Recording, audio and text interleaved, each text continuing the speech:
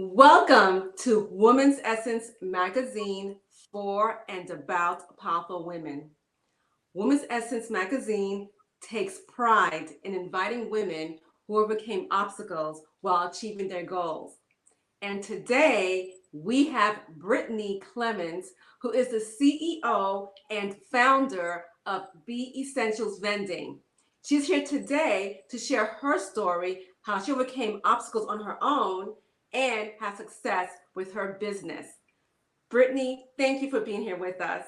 How are you today? Hey, I'm doing good. Thanks for having me. I'm glad you're here. I love to learn a lot about your business and vending, and for you being a young woman to really embark in this journey all on your own. Are you ready to tell us your story? Yes, I am. And this is actually my first interview since, getting into the business world. So thank you for having me on your show and taking the time to learn more about me and my business. Yes, for the first one. I'm so excited for that. Thank you. Thank you for being here. Now, Brittni, tell me your story. Like, where are you from actually? So I'm from Dallas, Texas. I guess you can say I'm both from Dallas and Houston. I lived in Houston as well for about 10 years, but I was born, went to high school in Dallas, Texas. Oh, wow. Oh, wow. And you obtain your degree in business or different type of field? So I went and graduated from Texas Tech University in Lubbock, Texas. I actually graduated with my bachelor's in mass communications with an emphasis in journalism. So I'm actually a journalist. I've been a TV reporter for the last 4 years, and I've also done radio and newspaper as well. So that's kind of what I was doing before I went into entrepreneurship. And how did you know to embark in the vending business? So it actually all started during the pandemic. At the time, I was working for a CBS and Fox affiliate in Peoria, Illinois. And during that time, during the pandemic, everything was shut down. And it was hard to get stuff that I needed to still be able to go on air and work. So I was just like, wow, I can't get the beauty products and stuff that I need from Walmart and Target because they just didn't have everything for minorities, especially for African Americans. It was just hard to shop those kind of products. The only place that I would really go to is the beauty supply store, but the beauty supply store wasn't deemed essential. And then it was hard just to get stuff shipped online. Everybody was, shopping online from like Amazon and whatnot. So it was taking a long time to get those products delivered. So just one night, I was laying on the phone with my boyfriend at the time, and I was like, you know what? It would be awesome if I could just go downstairs and instead of buying a Sprite from the vending machine, if I can just get the foundation that I need. That's just kind of like the little joke that I had said on the phone. And then he was like, yeah, that would actually be a good idea. And then we just kind of started talking about how hard it was to get, products that we need. We started talking about school. We both went to PWI. So we were like, how hard it was to get those products and how it would have been cool if there was a vending machine that catered to, the minority population with those beauty products because we couldn't get them on school. So we just kind of just was just going back and forth about the need of a beauty vending machine in areas, for minorities where we frequent, but there's kind of no access to them. And I was kind of just taking all these notes in my phone, writing it down. And then the next day I went to work and I was like, you know what? I can actually, do this. This can actually be a thing. This does not have to be something that I just kind of talk about. So during my shift at work, I was on the computer and I just started Googling vending machines and I started Googling about beauty products and it's the pricing and, just actually doing some research to see how far-fetched is this idea. And then when I realized, it's not too far-fetched at all, I just kind of, took it from there. I told my mom that's what I wanted to do once I got enough research and once I knew I was committed. I didn't want to bring it up to her and I wasn't committed. So I waited a little bit to know that I was fully committed to this idea of starting a beauty vending business. And she took it and ran with it. She told my family, she told my uncle, which is her brother, at like the family reunion that I couldn't make at the time. And he called me up a few weeks later, like, hey, your mom told me that you're trying to start a vending business. And I was like, yeah. He's like, okay, well, if you're serious about it, once you get to a point, let's circle back around. So from Peoria, I moved to Memphis, and because I started working at the ABC CW affiliate out here. I purposely wanted to move to Memphis because it was a heavy Black population, and I wanted my vending company to cater to the Black community.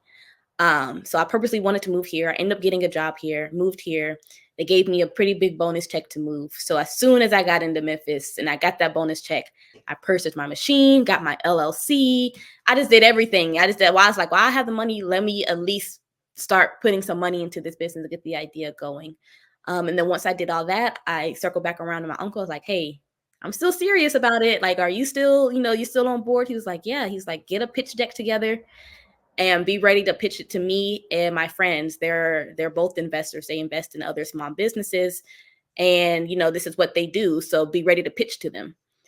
I was like, okay, did it. A few weeks later, we had a little pitch meeting, pitch it to them. They love the idea. They invest. They're still, investing into the business. And now they also serve as my mentors, board of advisors. I know I can go to them if I'm needing help. If I just need to talk, or if I'm having trouble making a decision, I lean on them. For one, they are older. They've been around a lot longer and can help me make decisions better than if I'm just kind of going into something and don't have any idea on what to say. Like if I'm going into a meeting, I'll prep with them first. They'll ask me questions, to get me prepared for a meeting, stuff like that. So that's kind of how we got to here. Just me pitching the idea. They fell in love with it. And then I just kept, pushing through to get my machines placed, to be part of two big broker organizations, one of them, which is the largest broker organization in the world right now, FranServe. I'm a member of that affiliation. But yeah, it took a lot. It just took a lot of fighting for myself, a lot of just being determined, not letting all the no's that I heard at first, get me down and just keep pushing through. Now you're saying that your uncle is your support system, right? He's going to support you and introduce you to his friends who became investors in your business. Mm-hmm. Now, do you, without your uncle and his friends who are investing in your business, would you have this much success? I think it would have taken a lot longer. I think it would have definitely taken a lot longer. I'm already a determined person. Once I set my mind on something and it's something that I want to do, I'm going to get it done regardless. I think with my uncle and his friends who helped invest, it just made it go a lot faster. And then it also made me think of Bees Essentials vending more than what I just kind of thought of it. At first, it was just kind of going to be a side gig, a hobby, just something I just kind of wanted to do for the Black community. Place the machines in the nail salon where I know a lot of us frequent, or a place in an apartment. It was just kind of just going to be something where I'm just kind of helping the Black community as far as get access to these products, as well as helping local owned, Black owned businesses. But because of them and their support, and because they saw it completely different than what I was even envisioning the business, I think their help is what made me get here, because they all have business background. I don't have I don't have a business background. I'm learning as I'm going through this, right? So I think because they saw Bees Essentials so much bigger than what I've ever imagined going into it, it definitely helped shape to where it is now. Now, I think I still would have gotten here, but again, I think it would have been a lot. It would have taken a lot All more right. time. Mhm. Now, the B stands for beauty, right? Yes. So the Bees originally, because it was, Bees Essential Vending, a beauty vending company. Yeah, it just stands for bees. It doesn't stand for Brittni. I mean, it stands for beauty. It doesn't stand for Brittni. I know a lot of people think it does. That's kind of how we started off, just as a beauty vending company. Okay. All right. Good. Good. Now, tell me, how did you find out the right location for yourself? I know you mentioned the nail salon was a establishment that you use for your vending machine. And did you need to collaborate with other people to get those products into your machine? How does that work? So yes, originally my first machine was inside of a nail salon. It really just took finding the owner, reaching out to her, um, letting her know, what I was doing and why. And she really just fell on board with the idea because she's a Black owned nail salon herself. She had one herself. She knew that, I'm a young Black entrepreneur trying to get my business started. And at the time, I was only filling the machine with Black owned products, whether it be local vendors or just kind of, people from all over, or online beauty companies. So she just kind of fell in love with that idea that this would be offering, a service to her clients. If they're getting their nails done, they can, get some lashes, get some edge control at the same place they're getting their nails done. When it comes to sourcing the products, there's a whole bunch of different wholesalers out there. So, I just did the research to see where I get, bulk items at a pretty good cost, and then get them shipped. So that was probably like one of the easiest things to go through, talking to her and getting the products. Now, according to Forbes magazine, there are several types of machine you could have, vending machines you could have. They have the bulk, mechanical, or the electronic machine or smartphone. So which one do you have? So I started off with just the mechanical machine in the beginning because it's cheaper and I wanted to test the idea, test out products.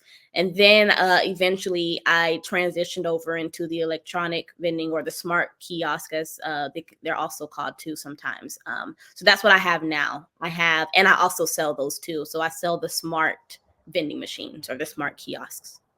So you sell the machine also? Yes, I sell machines as well. Oh, wow. And how'd you get to do that? How'd you do that?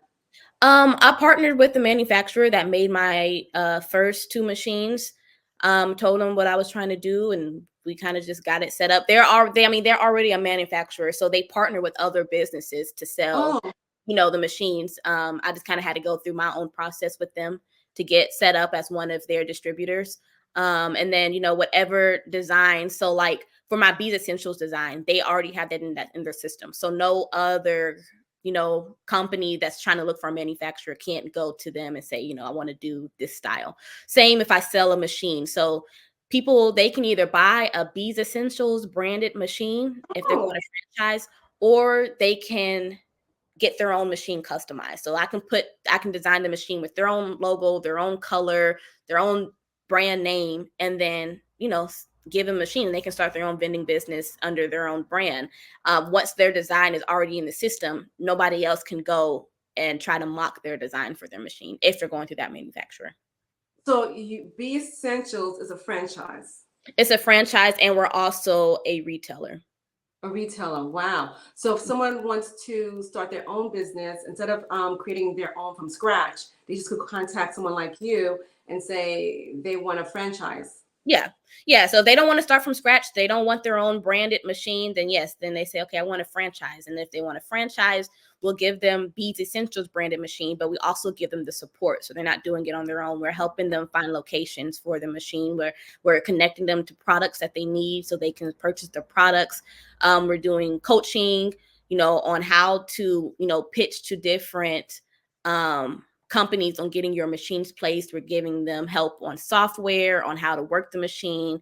Just help is giving them that support that you need when you're starting a vending business if you don't want to do it on your own. I mean, it's I'm not going to lie and say that's the hardest thing to do. You can do it on your own, but a lot of people either don't want to just go through Mhm. that process and need the support, or they're just busy people. They might have kids, might have a family, don't have the time to just sit there and do a lot of research on how to get into the vending. So that's where we come in and offer that support.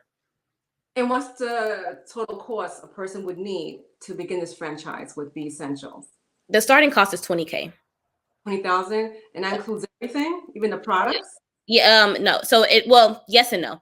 20K includes the machine, it includes the support and the working capital that you would need to purchase the products. So like we say, we want you to have between $3,000 to $5,000 in working capital. That's included in that 20K investment that we want you to have. So that way you can buy the products that you need. Oh, wow. Now, tell me, is this vending machine business a more male dominating area, or you see a lot of women getting into it?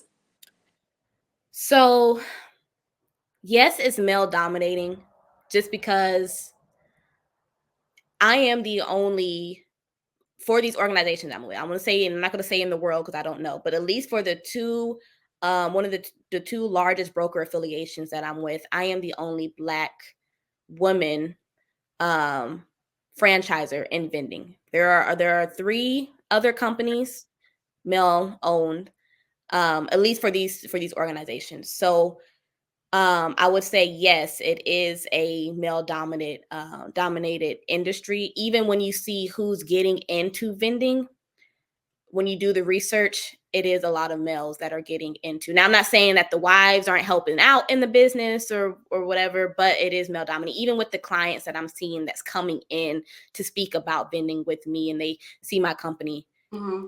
I think I received maybe two out of like. So we launched our franchise in February. I've had about 20, 25 candidates that's came to me saying that they're interested in learning more. Two of them were women.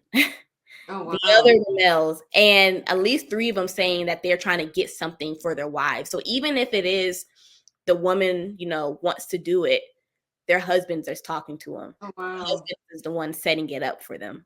So I'm hoping, being that it is a woman-owned business and I'm doing something other than drinking snacks, beauty, I'm hoping we can see a lot of women come into the industry, even on the broker side. Um, it's a lot of male brokers. I think I have about on my roster of consultants that I have like almost 1,000 consultants, and so far I think maybe 200 of them are women. So just from the broker side, it is male dominated. So the franchise industry, the business industry is very much so a male dominated field. But I'm hoping that Bees Essentials can help get women into franchising and into starting their own business. Which Now, is why I keep it. This is why I have it cheap as well. oh, you Uh, have a, because we are the cheapest as well. We are the cheapest franchise. For vending, you can expect to put in at least 50K, if not more. wow. Like I said, with us, you start at 20K because one, I wanted to get more minorities into, starting a business without having to drain out their savings account to do that. But I also wanted to get more women into franchising and into getting into the vending business. A lot of times I know that women are the head of the household as far as taking care of the family. They're also working. So vending is very much easy to do when you do have a lot of stuff going on. Once you get the machine stocked in place, you don't have to really worry about it too much anymore until it's time to get restocked again. So you can still, take care of the kids. You can still go to work. You can still, do whatever you need to do while still having a business, and it's cost effective as well. Oh, wow. Oh, wow. So, what are some of the obstacles that you had to face or experience or to overcome to get where you are right now Um, when it so a comes? lot different levels and different times as the business grew. So in the beginning, um, it was getting people on board with the idea. Um, and then it was also funding. And then it moved on after we got that kind of squared away. It was getting into these organizations because I wanted to franchise. And it wasn't hard per se, but I know that I was being what's the word? Like, not interrogated, but just I was my application, I can tell, was thoroughly looked more on than somebody else who was probably coming in. Um so getting into these organizations and making sure that I had all the documents and triple checked and wanting to know who my attorney is, or seeing if I actually had a real attorney. Like I had somebody say, "Oh, is she a real attorney?" It's like, why would I get a fake attorney? Why would I get a fake attorney to do, my documents? And I guess they're thinking I couldn't afford to have a real franchise attorney to do my documents. Um, so that, just trying to get into these organizations, and I'm young, so them asking me, can I even afford to keep paying? Because these are monthly or quarterly payments. So, they didn't straight out ask if I can afford it, but they would say, well, are you sure you'll be able to make this $1,000 monthly payments and stuff like that? And it's like, I wouldn't be sitting here asking, putting in my application if I couldn't afford to be in the organization. It's like, I know these are top organizations. This is what I need to do to get brand awareness and to spread my business. So the fact that, I'm being questioned in that sense, because I guess they didn't think I would take it seriously because I'm young and they haven't seen, a young franchisor entrepreneur join their organization. So I would say that was probably, another obstacle. Even now, because it is male dominated, I do get a lot of guys, the brokers, who question me, and they don't want to learn about the business. They want to know how I got here, but it's like in a condescending way. So, where do you go to school? Oh, what did you graduate with? Oh, okay. So, what's the purpose? Like, why did you think this is something that we need? Mm. And it's like, you're here to learn about Beats Essentials Vending so you can pitch it to your clients. My age shouldn't matter. I had some people ask me, how old am I? My Mm. age doesn't matter. Where I went to school doesn't matter. For the purpose of what we're connecting to, because we're supposed to get on the call so I can pitch Bees Essentials Vending to you, so you can then pitch it to your clients. So interrogating me about other stuff irrelevant or outside of Bees Essentials Vending, it's like, I know you wouldn't do this to a male who is coming in and trying to pitch their business. You're going to be asking questions about the business, not Mhm. about how old he is. You're not going to ask him where he went to school and what he graduated with. As somebody asked my GPA was, it's like, I graduated in 2018. Who cares Right. what my GPA was? So Well, I'm yeah, glad you overcame say those. yeah, I would say that's the biggest obstacle that I'm still struggling to face. Well, you're doing a good job in overcoming it because you keep, with your right attitude, the right characteristics to get you through it all, Mhm. So, what are some of the tools you will tell someone to make sure they have before jumping into a vending business machine? So I tell people now who are interested in vending and they come to talk to me about franchising, I would say that they make sure that they do their research, Mhm. because while it is an easier business, it is a starter business for new entrepreneurs. It is not easy just because it's easier. A lot of people think they'll just buy a machine, place it, and start making money in their sleep. That's exactly what I thought when I first started, when I first got into the vending business. But it's not that easy. Getting the machine placed is not as easy as you think, because a lot of people, they already kind of have a bad taste in their mouth with machines, with vending machines, because, with those mechanical vending machines, a lot of people will just put drink snacks, leave it there. The machine is broken down or the buttons don't work, the car, so people kind of already have a stigma with vending machines. So a lot of people don't want them placed thinking that you're just going to leave it there and never come back to it. So you kind of have to overcome a lot of objections when getting the machine placed. Um, Another thing, when it comes to doing your research, know what kind of products you want to put into the machine, because like I did, I was buying products that I knew that I liked, and I just assumed because I like these products, everybody else would. But then now you have thousands of products that aren't selling because you didn't do your research on what kind of products you need for your vending machine.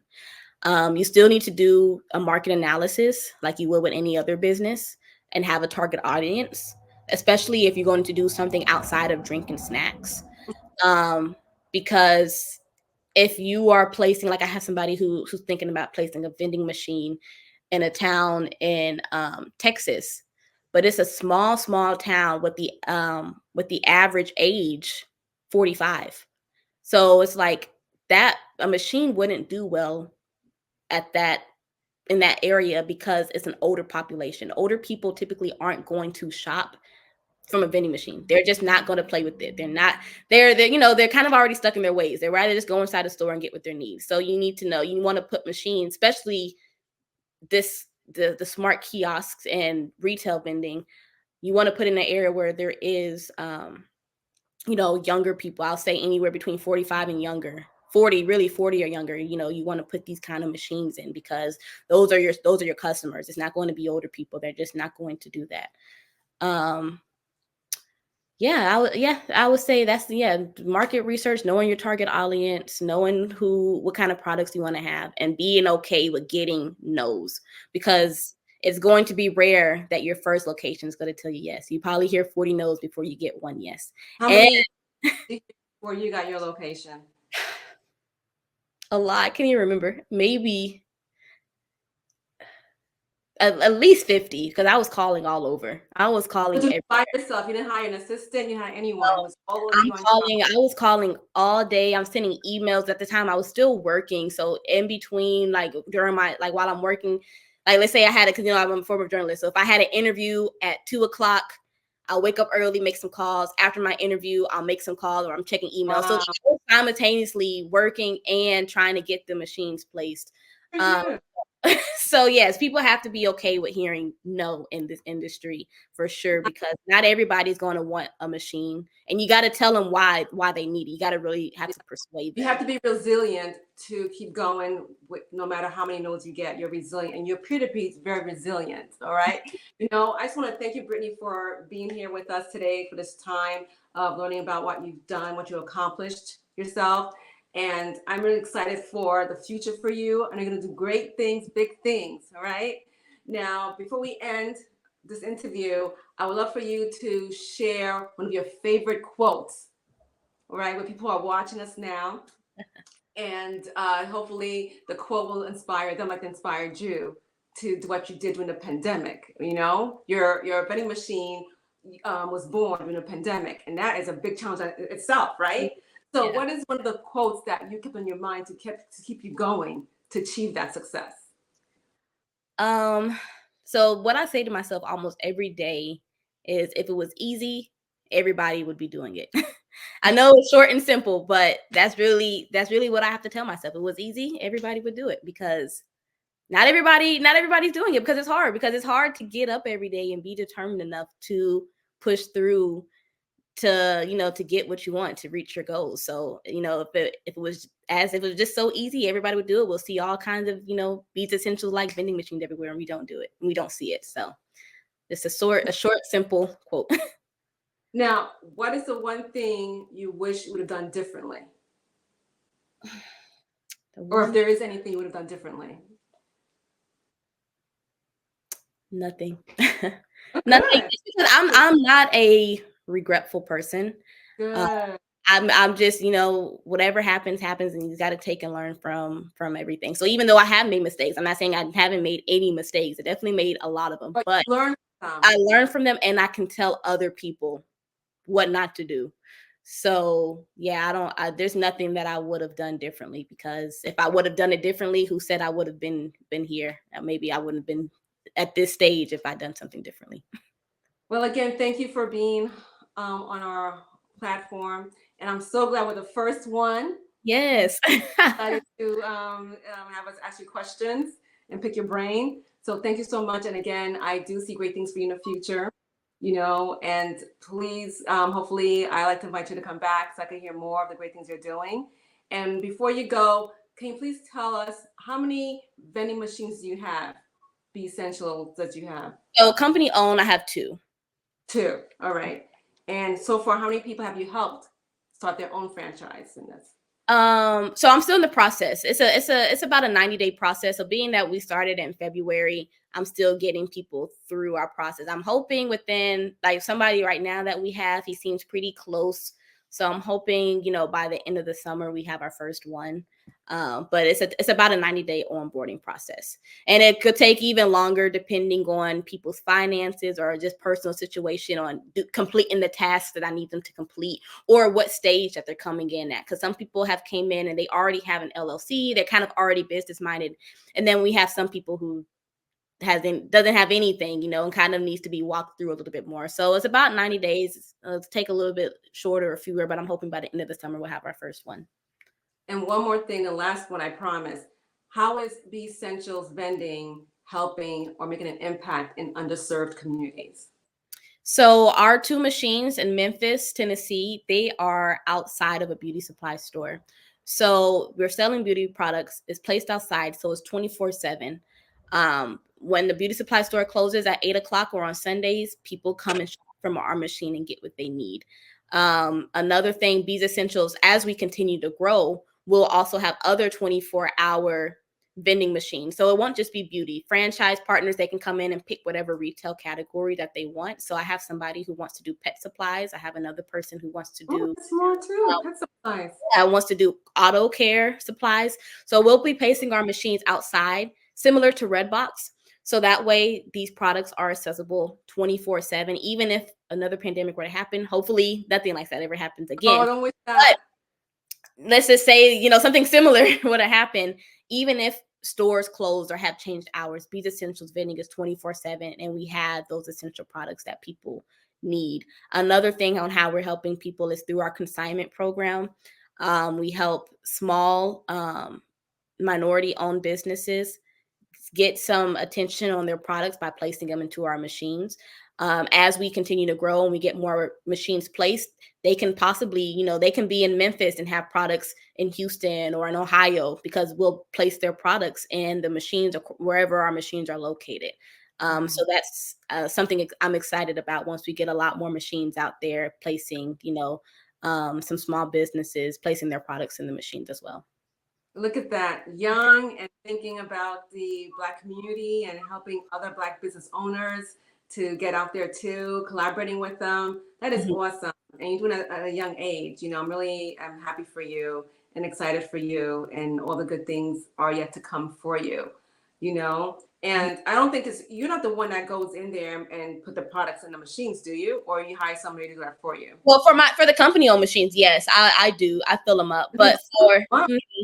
But for the franchise partners, they'll fill up their own machines or hire if they want to hire somebody. But I fill up the machines because I live right here in Memphis, and like I said, it takes less than 30 minutes to fill up, so there's really no need to hire anyone. But once if I decide I want to add more machines, I kind of been on the fence if I want to place more machines, just because I'm kind of just really focusing on the franchise side. I probably would hire somebody to start filling them up, but right now, with those two that I have, it's not a problem filling them up. This is great. This is great. And by the way, I read in Forbes magazine, there's one vending machine owner who's like, they say they're ranked number one. It's called Healthy for You. Mm-hmm. Yeah, number one. So yes. I'm hoping that you hopefully we can be next. Huh? And hopefully, we can be next or out. We'll be next. Sure, they will be next. All right. Again, thank you so much, Brittni, for taking time out of your busy day to be here with us and sharing your story. And hopefully we have maybe one or two people are inspired by that to go ahead and start their own business. It can be done. You did it. It can be done, and I'm here to help people do it. So they can definitely reach out to me. They can go to our website at beesessentialsvending.com. And we can, help them get their vending business started, whether it's through franchising with us or them wanting to start from scratch and, have their own brand. We can help them do that too. You said the website is beessentials.com. Yeah, beessentialsvending.com. Okay, perfect. I want to make sure I get that. Okay, great. So everyone, you heard it from Brittni Clemons. She did it. I'm sure if you're thinking about that too, you can make that jump. And keep in mind, she took that jump in the pandemic. All right. She was brave to do that. So don't be afraid and have the right tools, like she said, and the right attitude, which is resilient. Be resilient. You're going to have so many no's, but you keep on going. All right. Thank you for joining us.